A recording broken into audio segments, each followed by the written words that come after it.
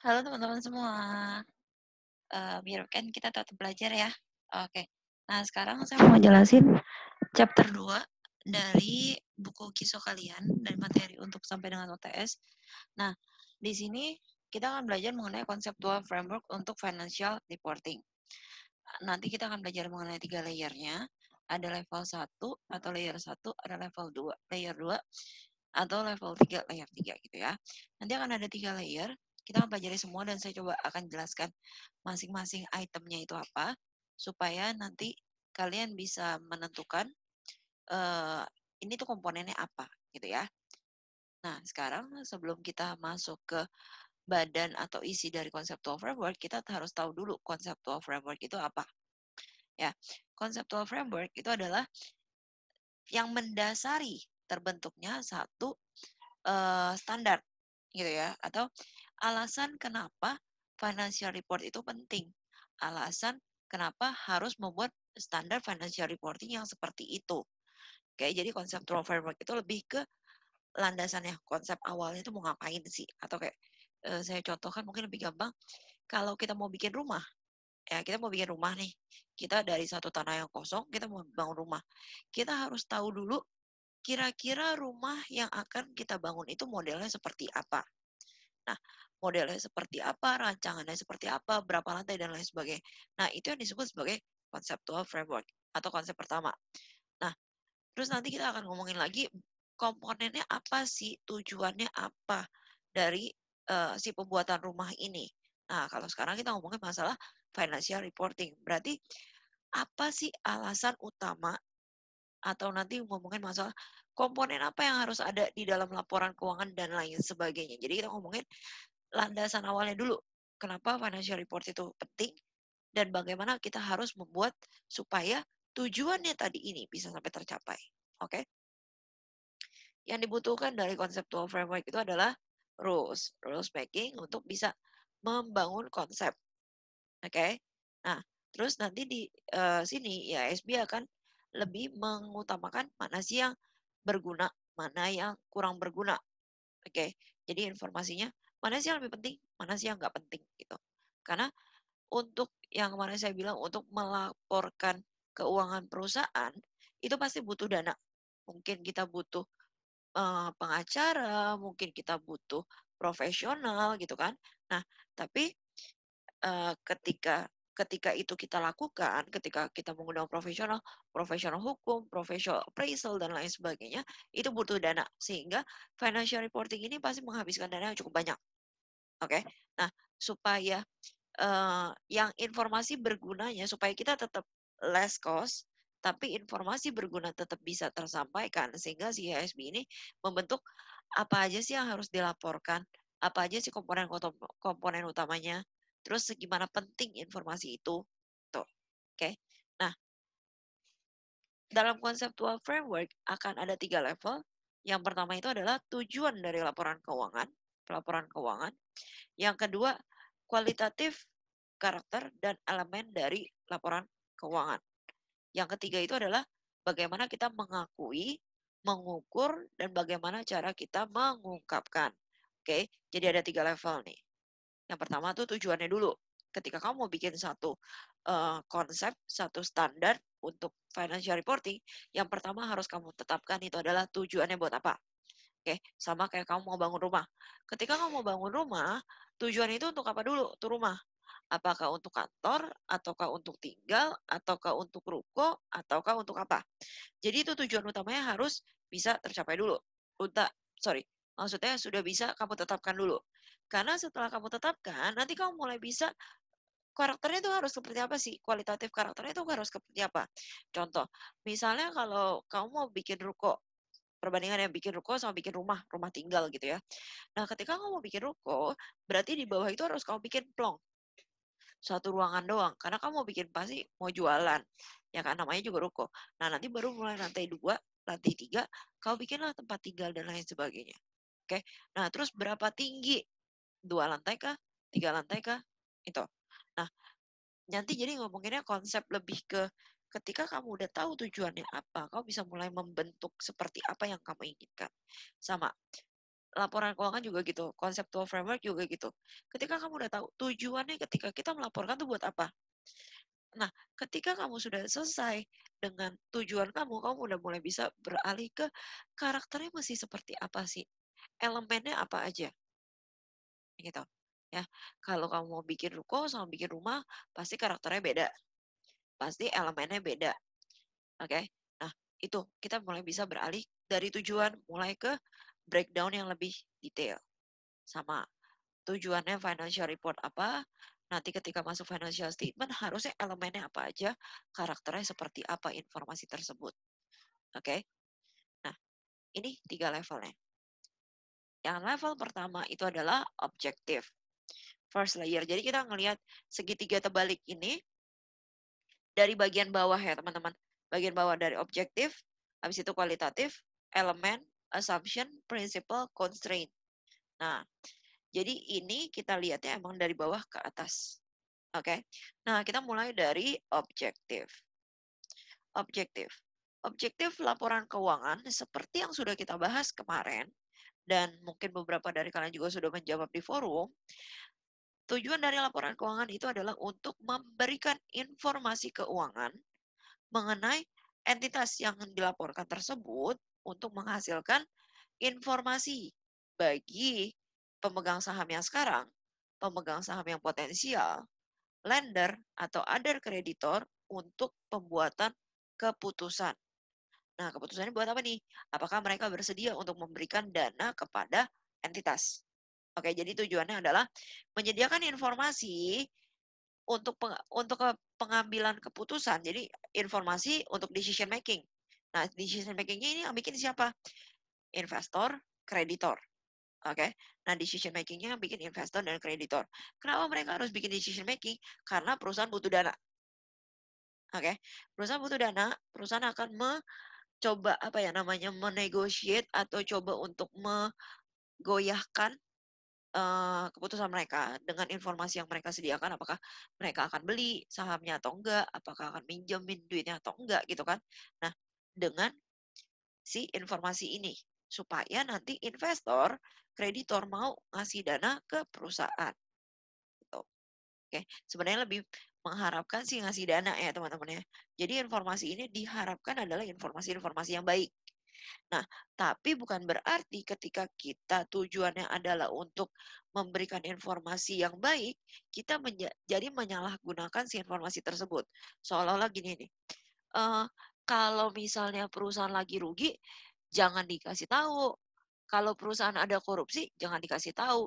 Nah, biasanya kan gitu kan, mungkin pikiran beberapa orang gitu. Jadi kayak, kan kita berharap si kreditor sama investor ini bakal mau ngasih dana ke kita. Jadi hal-hal yang buruk kita tutupin aja dulu. Nah, guys, hati-hati sama hal yang begini ya. Karena ketika ketika tujuan kamu itu udah nggak benar, maksudnya ketika pelaporan keuangan itu tujuannya adalah untuk memanipulasi, hati-hati nanti ketika ketahuan reputasi kamu jauh lebih jelek dibandingkan dengan kamu jujur. Ya, oke. Jadi balik lagi informasinya itu adalah untuk si investor dan kreditor. Nah, informasinya harusnya bisa memberikan mereka kesempatan untuk mengambil keputusan atau mempengaruhi keputusan mereka, ya. Dan diharapkan walaupun tujuannya itu adalah untuk mendapatkan dana, tapi laporan ini nggak boleh dibuat main-main atau nggak boleh di apa ya istilahnya dimanipulasi supaya nanti kalau misalnya ketahuan itu jauh lebih parah, ya. Oke.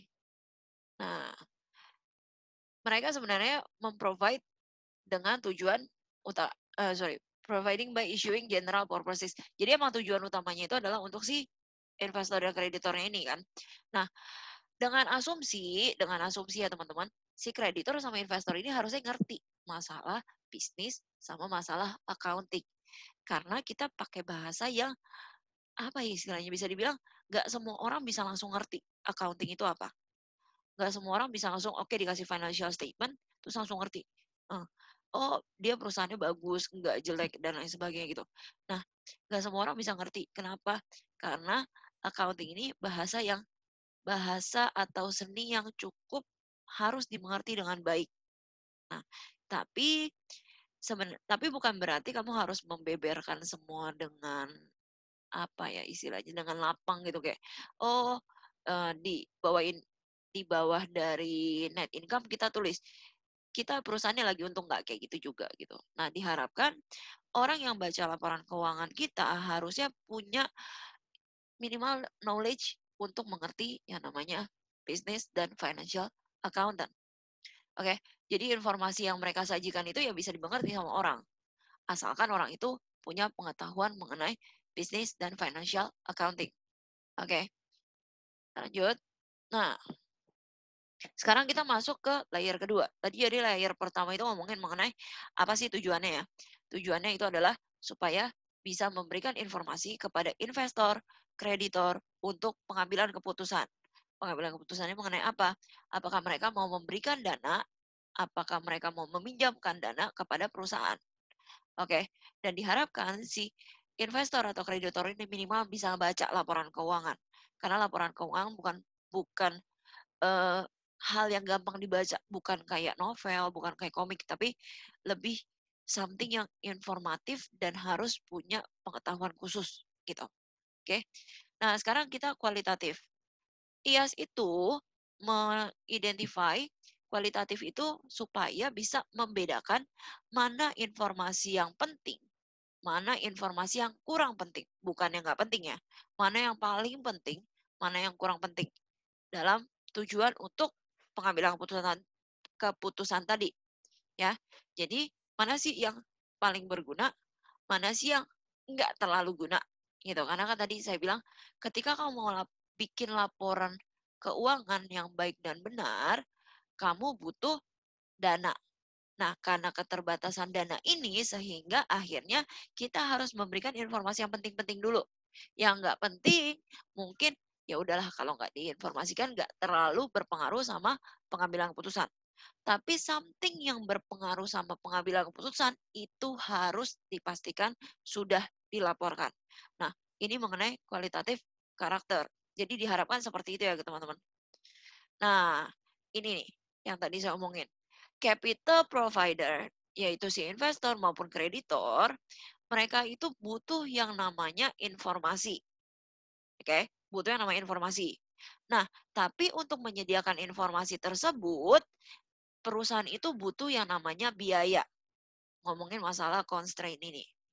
Oke, saya coret-coret dikit ya. Nah, si primary usernya itu adalah kreditor dan investor. Mereka butuh info atau informasi. Oke, tapi dalam menyediakan info ini, si perusahaan butuh cost. Padahal cost ini terbatas, keterbatasan, constraint. Ya. Nah, sehingga karena ada keterbatasan ini, akhirnya informasi, info, oke, info yang berguna untuk decision making itu harus tersedia minimal untuk decision makingnya dulu, yang berguna untuk pengambilan keputusan dulu. Kalau yang nggak guna atau tidak berpengaruh banyak, ya udah nggak apa-apa, mungkin boleh diabaikan sama si perusahaan. Tapi asalkan perusahaan bisa menjamin itu tidak akan berpengaruh banyak ya sama keputusannya si apa namanya si investor dan kreditor. Kalau si perusahaan kayaknya ini bakal pengaruh deh sama keputusan mereka, mendingan diinformasikan ya. Nah, sekarang kita ada sebenarnya kualitatif karakter itu hanya terdiri atas dua nih teman-teman. Ya, bentar. Oke. Kualitatif karakter itu hanya terbagi atas relevan sama faithfulness representation. Hanya itu. Jadi kualitatif itu apa sih? Relevan sama faithfulness representation. Ya, relevan itu berarti terkait. Oke. Faithful representation berarti jujur. Mungkin saya bisa bilang gitu aja dulu ya. Nah, jujur. Jadi harusnya yang diinformasikan dari laporan keuangan itu terkait dengan si perusahaan, terkait dengan tahun tersebut, terkait dengan apa yang terjadi di dalam perusahaan. Ngomongin masalah relevan. Oke. Dan harusnya laporan keuangan disajikan dengan jujur. Nggak boleh bohong-bohong. mau dia bilang di dalamnya ada borok, mau di dalamnya dibilang ada bagus, semuanya harus diungkapkan. Kalau hal tersebut berpengaruh sama decision making, ya. Kalau berpengaruh sama decision making, ini harus dilaporkan, harus terkait sama si perusahaan tersebut dan harus jujur, oke. Tapi kalau misalnya andaikan, contohnya ada yang ketahuan korupsi di kantor nih, ada yang ketahuan nyolong satu kotak pulpen, ya udahlah ya, satu kotak pulpen cuma harganya nggak sampai 20.000. Nah, kalau itu nggak harus dilaporkan di, laporan keuangan gitu, kecuali dia nyolongnya udah sampai, apa namanya, istilahnya 10 ribuan box atau ratusan ribu box gitu. Nah, itu harus diungkapkan karena itu pasti ada cost tertentu gitu. Nah, atau misalnya ada yang ketahuan nyolong petty cash, tapi hanya 100.000, ya mungkin itu nggak harus dilaporkan. Tapi kalau misalnya udah ngomongnya ada ketahuan korupsi 1 M, nah itu harus dilaporkan teman-teman.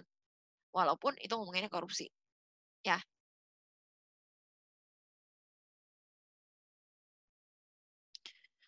Oke, sekarang kita lihat masing-masing item dari kedua kualitatif karakter ini. Nah, oke. Jadi kualitatif karakter utama, balik lagi yang utama ya guys, karena nanti kita akan breakdown, relevan kita breakdown lagi, faithful representation kita breakdown. Ketika relevan dan faithful representation itu nanti ada komponennya lagi gitu kan. Nah, untuk yang relevan sama faithfulness representation ini adalah yang paling utama dari quality karakter, kualitatif karakter. Oke, ini yang utama dulu. Nah, nanti kita akan breakdown lagi. Oke. Nah, sekarang kita lihat breakdownannya apa aja.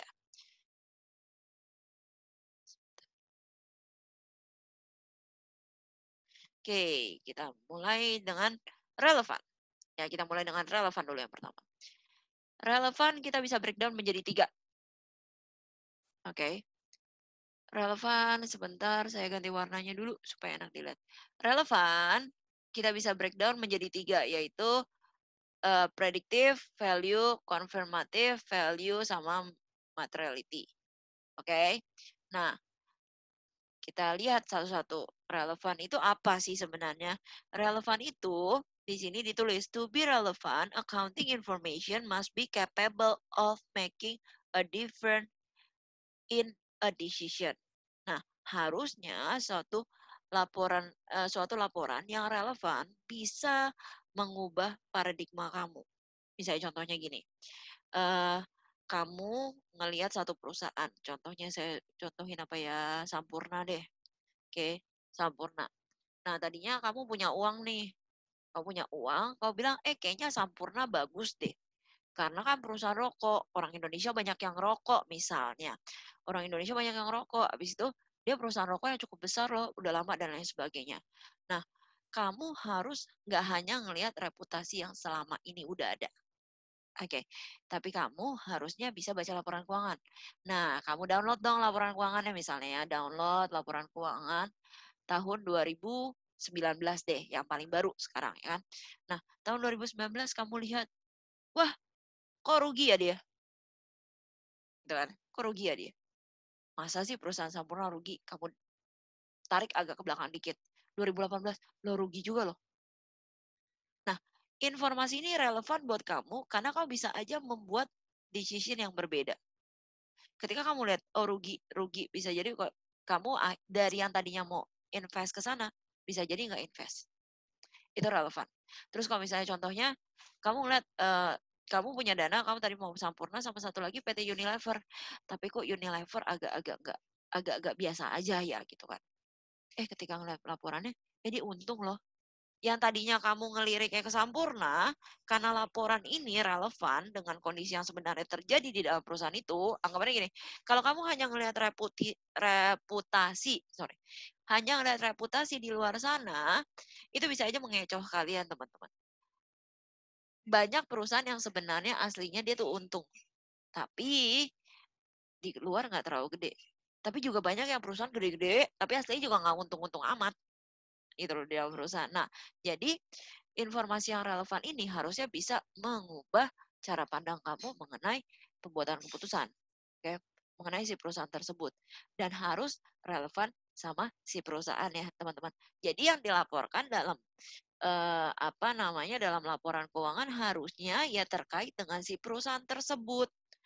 Ya jangan Kak, ya maksudnya aneh juga ya ketika kamu PT Sampurna, tapi kamu ngelaporin keuntungannya PT lain gitu kan. Itu kan nggak relevan sama keadaan kamu sendiri gitu. Terus kalau misalnya enggak, eh, ada contohnya ada keuntungan tahun 2019 yang harusnya kamu akui, tapi nggak kamu akui di 2019. Itu juga nggak relevan. Kenapa? Bisa aja itu gede angkanya dan mempengaruhi keputusan kamu. Nah, relevan itu lebih ngomongin benar nggak sih itu terjadi di dalam perusahaan? Benar nggak sih itu terjadi pada periode tersebut? Gitu loh. Jadi ngomongin masalah kebenaran perusahaan itu seperti apa? Bagaimana si perusahaan relevan ini akhirnya bisa mempengaruhi keputusan kamu?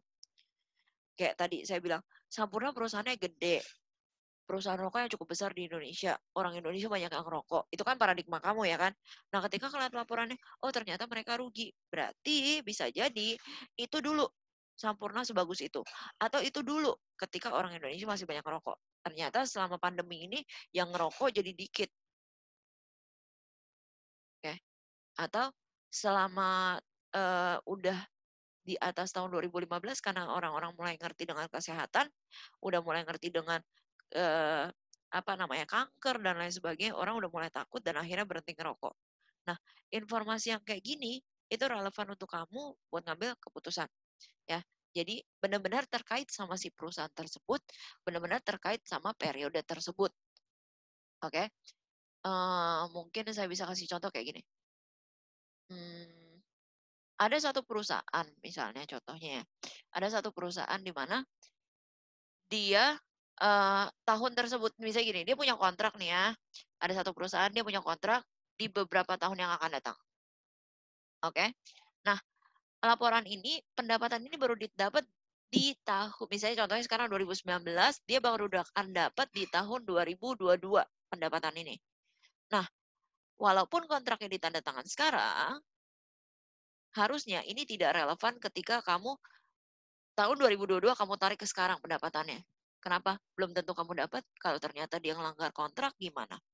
Kalau misalnya ternyata dia nggak jadi kerja sama-sama kamu karena masih 4 tahun lagi gimana? Nah, jadi yang kayak begini nih teman-teman, harus relevan pada periode tersebut dan benar-benar terjadi di dalam perusahaan tersebut. Oke? Karena akan mempengaruhi pengambilan keputusan kamu. Ya, saya harap nggak terlalu bingung ya dengan relevan ini ya. Oke, relevan itu bisa diturunin ke predict value. Nah, relevan harus bisa ngomongin predict value. Oke, kita lihat predict value itu apa sih? Predict value, information harus mengandung predict value sehingga investor atau kreditor yang menggunakan laporan tersebut bisa membayangkan masa depan.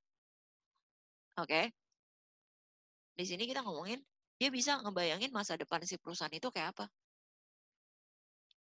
Kalau perusahaannya untung, harusnya tahun depan ya untung. Nggak mungkin tiba-tiba untung, rugi besar. Atau misalnya rugi, wih tiba-tiba untungnya besar banget. Nah itu kan mencurigakan juga.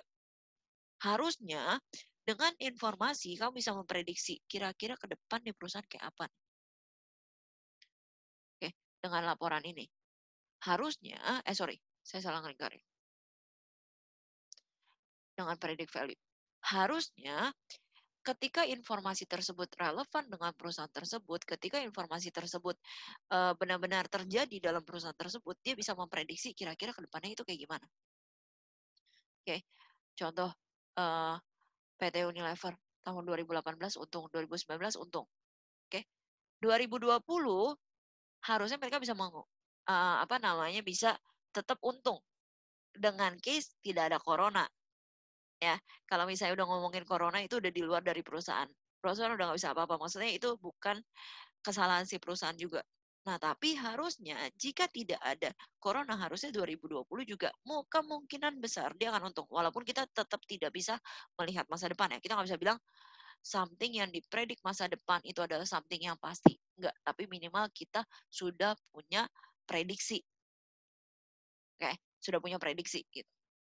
Nah, terus selain dari predict value, kita juga ngomongin masalah konfirmasi. Oke. Nah, konfirmasi. Misalnya gini teman-teman. eh Harusnya kita kita ini sebenarnya nggak kita ketika ngambil keputusan harusnya tidak hanya bergantung pada satu informasi.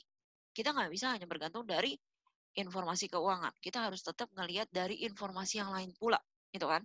Nah, biasanya ketika informasi-informasi yang lain bersimpang siur di sekitar kita dan kita dengerin gitu kan ya, kita bisa mulai ngelihat, kayaknya harusnya begini deh, gitu.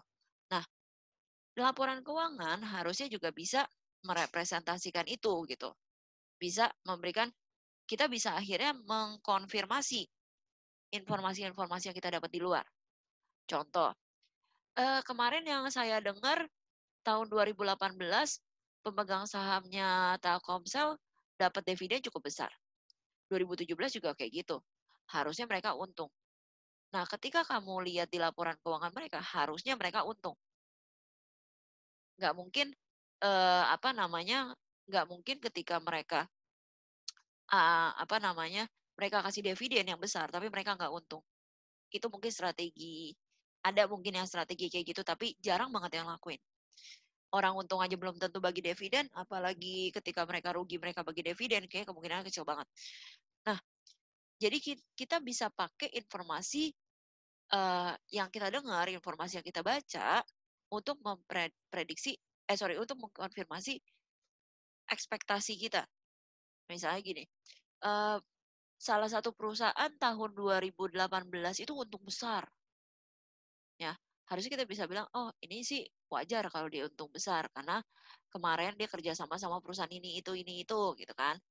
Nah, itu masalah konfirmasi, oke. Terus kita lanjut ke materiality, oke. Kita lanjut ke materiality. Materiality, nah jadi kalau misalnya yang ngomongin relevan tadi, ketika informasi tersebut relevan, harusnya semua informasi yang material, yang bisa berpengaruh sama keputusan kamu, itu harusnya dilaporkan. Oke? Kan relevan sama perusahaan kamu, relevan sama kondisi tersebut. Nah, harusnya yang relevan-relevan dengan angka yang cukup besar ya, angka cukup besar, harusnya dilaporkan ke dalam laporan keuangan. Contohnya yang tadi saya bilang, mungkin, ada yang, eee, nyolong lah ya, anggapannya nyuri satu dus isi 12 gitu ya, yang cuma harganya sekitar 20.000 lah ya, pulpen gitu, ketahuan OB ada yang nyolong gitu. Nah, itu relevan terjadi di dalam perusahaan, tapi itu apakah material? Enggak. Kalau nggak material ya udah nggak usah terbitin. Tapi kalau misalnya ternyata ada korupsi atau ada yang nyuri uang kas sehari 100.000 tapi selama setahun gitu kan. Nah, sehari 100.000 setahun berarti itu masih kecil sih. Anggapnya dia nyolong, cukup besar lah ya. Kalau misalnya 100.000 365 hari juga masih kecil sih. Oke, anggaplah ada yang korupsi 1 M di dalam perusahaan. Ada yang korupsi 10 M di dalam perusahaan. Nah, karena itu relevan terjadi di dalam perusahaan tersebut dan relevan terhadap laporan keuangan perusahaan tersebut dan angkanya material gede gitu kan, itu harus diakui. Kenapa? Ketika ada kecolongan kayak gitu, kita akan mengakui sebagai loss. Ya, ketika kecolongan kayak gitu, kita akan mengakui dia sebagai loss. Nah, kalau loss kita gede, itu akan mengurangi keuntungan kita. Bisa jadi sebenarnya nih teman-teman, kamu tahun ini rugi, oke, tahun ini rugi, tapi kalau dilihat sebenarnya performance penjualan kamu oke kok, expand kamu nggak ada yang over kok, tapi kenapa kamu tahun ini rugi ya? Oh, ternyata ada yang ketahuan ngambil uang di kantor kamu. Nah, itu bisa berpengaruh loh sama keputusan kamu. Bisa jadi, oh iya wajar ada yang korupsi, akhirnya net income-nya turun. Tapi kan si orang yang korupsi ini udah didepak dari perusahaan misalnya contohnya. Harusnya ini tidak akan terjadi lagi. Itu predict value. Oke. Nah, konfirmatorinya itu lebih ke apa namanya? Oh, ya wajar kalau misalnya andaikan dia rugi gitu. Confirmatory, oh wajar kalau dia rugi karena dia ada yang nyolong. Nah, material karena yang uang yang di kerugian karena dicolong itu dicatat. Nah, bisa jadi itu berpengaruh sama keputusan kamu. Oh iya, kalau misalnya itu beneran terjadi di dalam perusahaan, perusahaan udah apa namanya istilahnya, memecat si orang tersebut, harusnya ke depan nggak ada kayak gitu lagi dong, ya nggak sih? Nah, akhirnya kamu bisa jadi, oh ya udah deh saya tetap investasi deh, karena kan ini extraordinary event maksudnya. Extraordinary event kejadian luar biasa dia dicolong gitu. Nah, jadinya bisa jadi tadinya kamu bilang, wah rugi nih, pasti nggak investasi dong ya kalau rugi. Tapi karena ada informasi yang material yang disampaikan, akhirnya kamu bisa jadi tetap investasi. Oke, bisa kita rangkai ya ini ya. Nah, jadi yang relevan itu ngomongin masalah predict value, confirmatory, sama material. Ini tiga akan apa namanya, membuat informasi itu relevan untuk pengambilan keputusan. Oke. Nah, ini udah material udah kita bahas. Sekarang kita berpindah ke ngebahas faithful representation. Nah, mungkin kalau faithful representation jauh lebih. Kalau tadi relevan itu agak ngambang ya. Maksudnya kayak apa sih relevan? Apa sih material gitu? Berapa sih range material gitu? Karena agak-agak susah. Material itu setiap perusahaan tuh beda-beda. Kalau misalnya UMKM mungkin 1 juta, 10 juta itu material. Tapi kalau misalnya buat perusahaan gede, selevelnya Toyota misalnya, ya 1 juta mah nggak ada apa-apanya gitu kan. Sorry. Nah, kalau ini mungkin jauh lebih gampang dimengerti, tapi tolong tetap ya, walaupun relevan itu agak ngambang-ngambang, mengertinya coba tetap dipahami. Oke, coba tetap nanti kalau misalnya masih bingung, coba kita diskusikan di forum ya teman-teman. Oke, sekarang kita lanjut ke faithful representation. Faithful representation ngomongin masalah faithful representation means that the number and the description match what really exists or happen. Oke, jadi faithful representation harusnya angka yang di sana, penjelasan yang ada di sana, itu harusnya yang benar-benar terjadi. Nggak boleh dibuat-buat. Oke, kayak yang tadi. Baru ngomong, gue nanti kerjasama ya sama perusahaan lo. Kita kerjasama, pokoknya keuntungan lo sekian M deh gitu kan. Nah, baru oral kayak gitu, terus kamu langsung, oh iya oke. Jadi kamu main masukin ke pendapatan kamu keuntungan sebesar sekian itu. Itu nggak boleh. Kenapa? Itu nggak benar-benar ada kok. Kalau tiba-tiba tuh orang nggak jadi kerja sama kamu gimana? Oke? Nah, jadi faithful representation harus numbers, angka-angka yang ada di sana, penjelasan yang ada di sana harus benar-benar eksis atau terjadi di dalam perusahaan itu. Oke? Kita lanjut. Ini mah gampang lah ya. Nah, faithful representation akan ada 3. Complete, neutral, sama free from error. Error. Kadang-kadangnya saya kayak jadi orang cadel. Oke, free from error. Jadi, faithful representation harus complete, neutral, free from error. Oke, kita lihat satu-satu sekarang. Tadi free from faithful representation yang sudah saya jelasin. Nah, sekarang kita beralih ke completeness. Completeness means that all information that necessary for faithfulness representation itu harusnya ada. Harus lengkap supaya kamu bisa menyajikan apa yang sebenarnya terjadi di dalam perusahaan atau apa yang di perusahaan itu sudah benar-benar kamu masukin dalam laporan keuangan, berarti itu harus complete. Wait, saya kecepatan ya. Harus complete. Ya. Bentar, ini kenapa nggak bisa dibagi? Bentar ya. Oke, udah bisa lagi. Nah, complete ini berarti semua yang harusnya ada, yang terjadi. Kan tadi faithful representation itu semua yang dilaporkan harus benar-benar terjadi. Nah, yang terjadi dan dilaporkan itu harusnya complete atau harusnya full gitu yang dilaporkan. Nah, complete ini berkaitan dengan balik lagi mengenai seberapa penting informasi tersebut terkait dengan keputusan. Oke, jadi harus yang ada di dalam perusahaan harus dinyatakan secara complete atau secara benar, ya, bukan benar, maksudnya lengkap. Oke. Nah, lanjut ke netral. Netral berarti si perusahaan itu nggak boleh milih-milih information. Nggak boleh milih-milih informasi yang mau disajikan yang mana, yang nggak mau yang mana. Karena ada kepentingan orang di dalamnya misalnya. Kayak misal, gara-gara yang apa namanya yang korupsi ternyata itu siapanya perusahaan atau anaknya atau siapanya gitu supaya nggak kelihatan jelek nama pemiliknya atau nama yang orang yang terlibat itu akhirnya ditutup-tutupin atau nggak dilaporin atau mungkin yang istilah yang sering kalian tahu supaya pajak kita nggak besar-besar amat kita kurang-kurangin aja pendapatan kita karena kan supaya kita nggak bayar pajak gitu kan supaya ini dan itu dan akhirnya hanya pihak tertentu yang diuntungkan dari informasi tersebut harusnya nggak boleh jadi tetap harus netral harus untuk semua pihak kondisi yang sebenar-benarnya harus jembrengin di depannya harus dipampangkan dengan sebaik-baiknya gitu nah jadi apa namanya istilahnya semua yang terjadi di dalam perusahaan harus secara komplit dinyatakan dan harus secara netral dinyatakan. Nggak boleh mementingkan pihak ini, pihak itu, dan lain sebagainya. Oke, harus netral.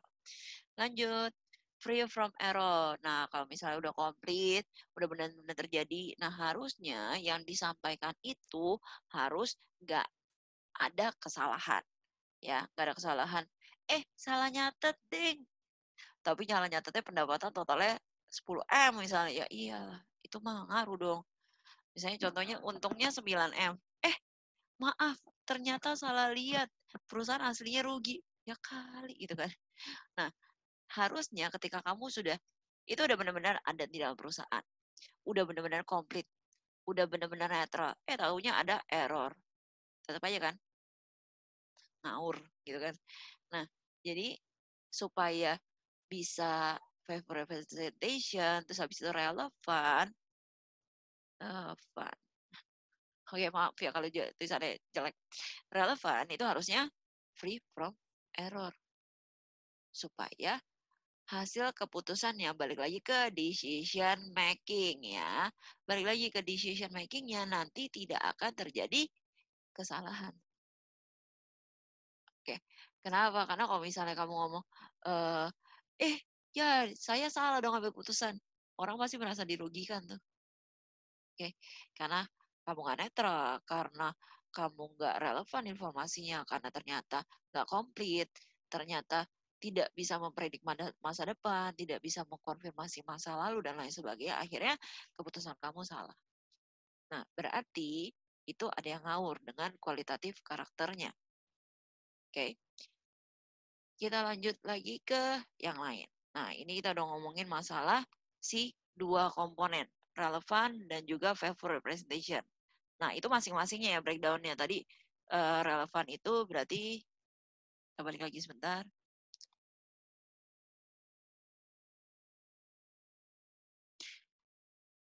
Relevan berarti ngomongin masalah predict value, confirmatory value, sama materiality. Yang material harus masuk, kamu harus bisa mengkonfirmasi apa yang terjadi sebelumnya, atau ekspektasi yang udah ada di kamu. Habis itu kamu harus bisa memprediksi masa depan. Berarti itu relevan. Relevan terhadap si perusahaan tersebut. Atau relevan pada periode tersebut. Ya. Terus ngomongin masalah faithful representation. Faithful representation berarti ngomongin masalah lengkap, netral, nggak ada salah. Oke, walaupun yang bilang free from error itu kan ya error itu kan memang kerjaannya manusia gitu ya. Maksudnya kita selalu membuat kesalahan, tapi diharapkan kesalahan yang terjadi tidak boleh menyesatkan. Kalau salahnya masih cuma dikit-dikit mah itu nggak material. Balik lagi ngomongin material. Ketika kesalahannya itu besar, harusnya dengan secepatnya si perusahaan itu melaporkan laporan yang baru yang benar. Nggak boleh sengaja, oh ya salah, oh ya udah deh, udah terlanjur dikasih ke publik, ya udah nggak apa-apa deh, kita diem-diem aja. Nggak bisa. Jadi ketika salah, ada tuh beberapa di laporan di IDX yang saya lihat, itu tuh revisi, laporan revisi. Gitu. Laporan revisi kenapa? Karena ternyata emang ada yang error gitu, ada yang salah. Nah, ketika ada yang salah dan itu material, harusnya kamu revisi. Ya, walaupun udah, ya ntar kalian ada yang bilang, ya kan kita nggak mungkin tidak melakukan kesalahan, kita kan manusia tempatnya kesalahan gitu kan. Nah, itu jawaban saya. Ketika kamu menemukan kesalahan dan itu material, berarti silahkan kamu merevisi laporan keuangannya supaya nggak nyesatin semakin banyak orang. Oke, karena kalau kamu nyesatin banyak orang, kamu akan dituntut. Bukan hanya perusahaannya, bukan hanya pemiliknya, tapi juga mengenai masalah auditornya. Auditor juga bisa ditarik-tarik tuh kalau misalnya ternyata dia tidak bisa menanggulangi error yang material. Atau ternyata data-data material ada yang tidak diinformasikan. Gitu. Oke, kita lanjut.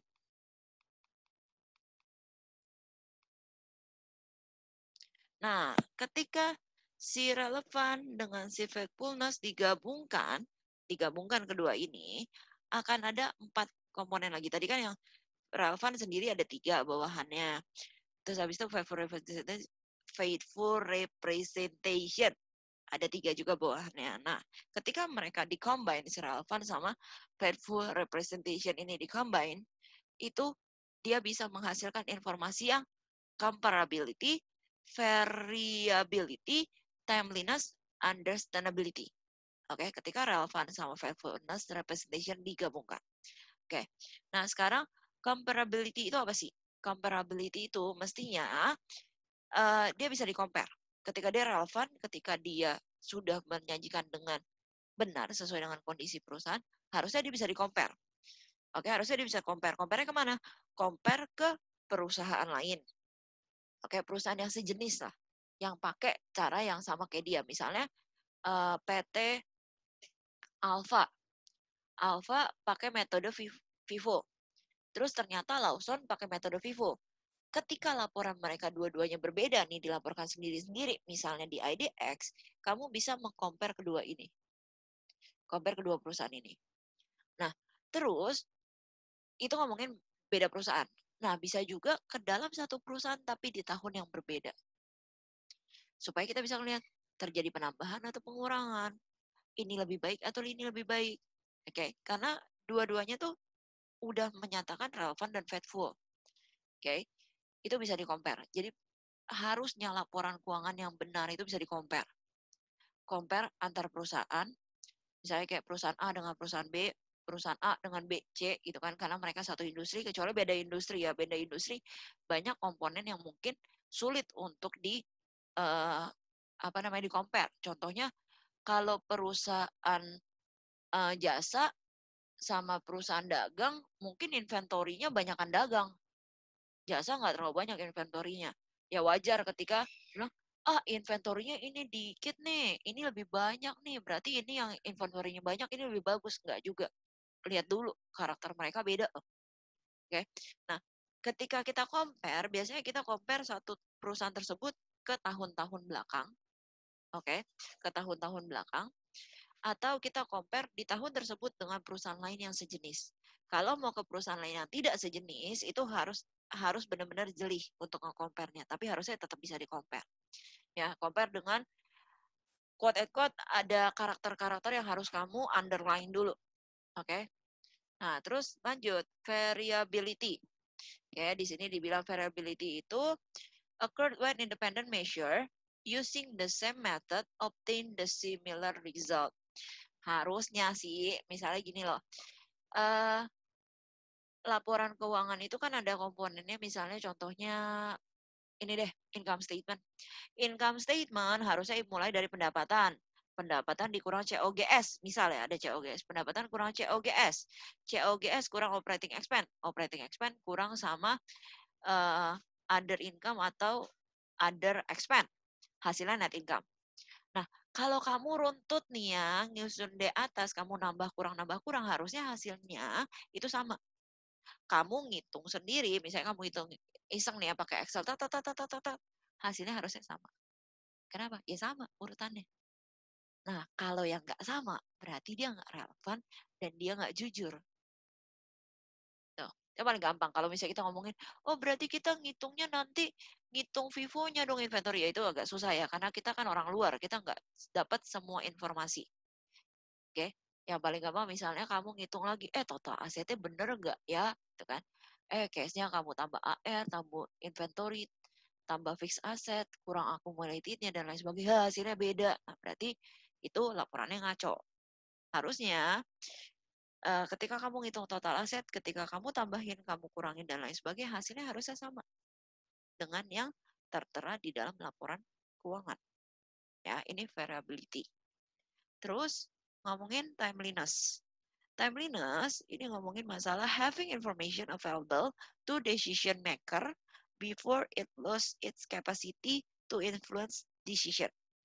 Harusnya kamu mendapatkan informasi yang relevan pada saat kamu membutuhkannya.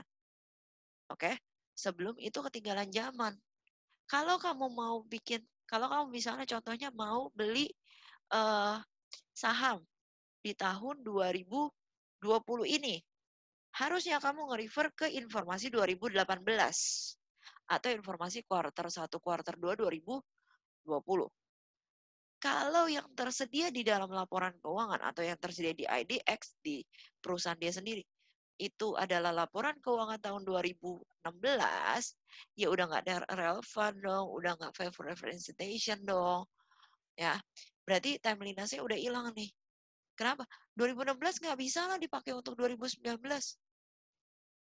Atau nanti kamu cita-cita, oh tahun 2021 April nih kira-kira. Biasa kan laporan keuangan keluar sekitaran Maret April. April nih, saya dapat bonus, saya mau beli saham misalnya. Oke, berarti kamu pakai laporan 2020. Jangan pakai laporan tahun 2019. Oke, apalagi yang lebih parah ketika kamu pakai laporan tahun 2018 atau 2006. Itu udah expired. Jadi ketika orang butuh informasi untuk decision making, harusnya kamu bisa menyediakan itu. That's why laporan keuangan itu biasanya disediakan yearly, quarterly. Oke, supaya timeliness-nya ini nggak hilang. Nah, gitu ya teman-teman ya. Oke, understandability.